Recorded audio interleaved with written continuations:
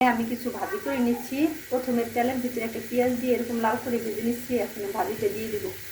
ভাজিটার ভিতরে দিয়ে দিয়েছি আমি এখানে ফুলকপি, গাজর, সিম, আর দিয়ে দিচ্ছি কিছু পেঁয়াজের কাই,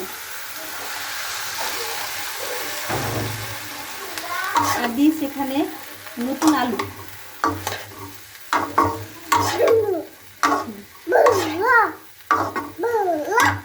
কথা বলো। এখানে দিয়ে দিচ্ছি কয়টা কাঁচামরিচ ভেঙে, বাচ্চারা খাবে তাই ঝালটা এরকম দিব না।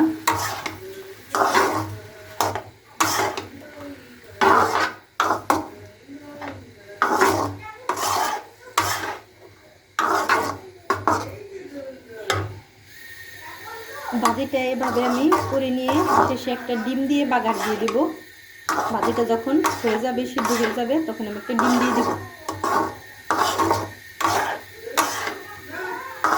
এখানে দিয়েছি আমি একটা ফুলকপি, আস্তে একটা ফুলকপি দিয়েছি কিছু সিম, গাজর, পেঁয়াজের শাঁস, আর দিয়েছি আলু।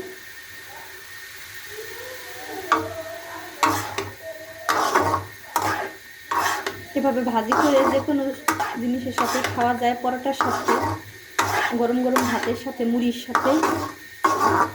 এই ভাজিটা ডিমটা দেওয়ার কারণে ভাজিটা সব বেশি ভালো লাগবে।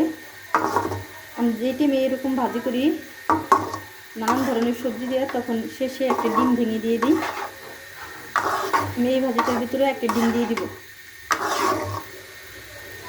এখন ঢাকনা দিয়ে ঢেকে ভাজিটা সিদ্ধ করে নেব।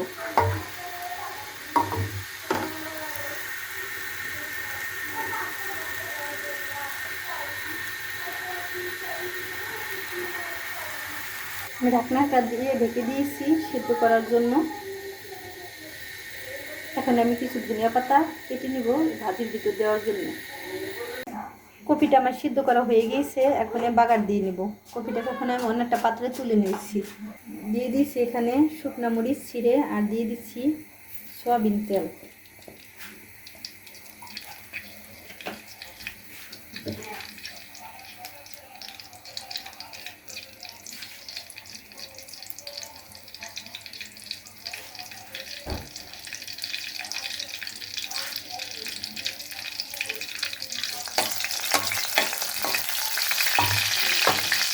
দিয়ে দেবো ডিম।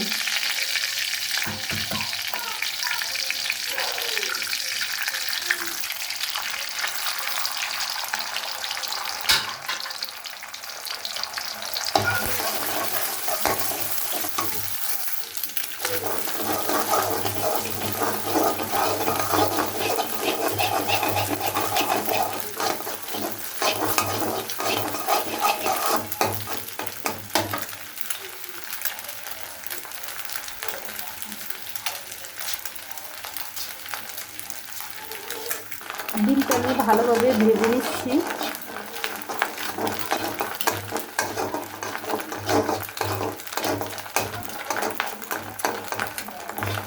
ডিমটা আমার ভাজা হয়ে গিয়েছে, এখন ভাজিটা দিয়ে দিব।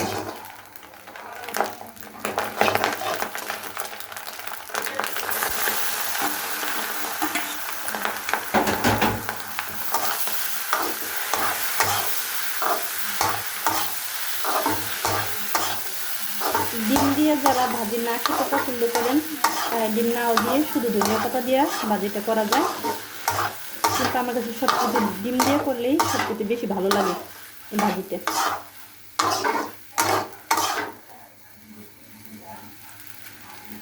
এখানে দিয়ে দিব ধনিয়া পাতা।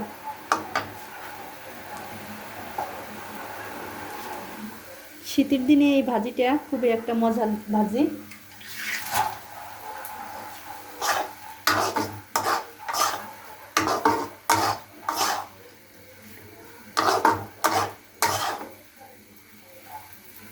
পেঁয়াজের শাঁস দেওয়ার কারণে এখানে পেঁয়াজটা এরকম একটা আমার লাগেনি, শুধু একটা পেঁয়াজ দিয়েছি, ছোট্ট একটা পেঁয়াজ, কারণ পেঁয়াজের শাঁসটা একটু একটা পেঁয়াজ।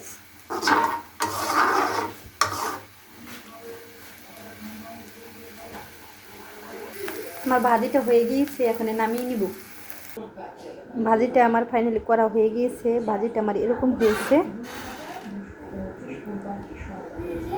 এই ভাজিটা এখন আমরা খাবো। ভাজিটা করা হয়েছে রাতে, এখন এই ভাজিটা খাবো হলো পরোটা দিয়ে। শীতের দিনে এরকম যদি গরম গরম ভাজি আর গরম গরম পরোটা হয়, খুবই মজা খেতে। বিশেষ করে আমার এই ভাজিটা খুবই ভালো লাগে। নানান ধরনের সবজি দিয়ে রান্না করা হয়।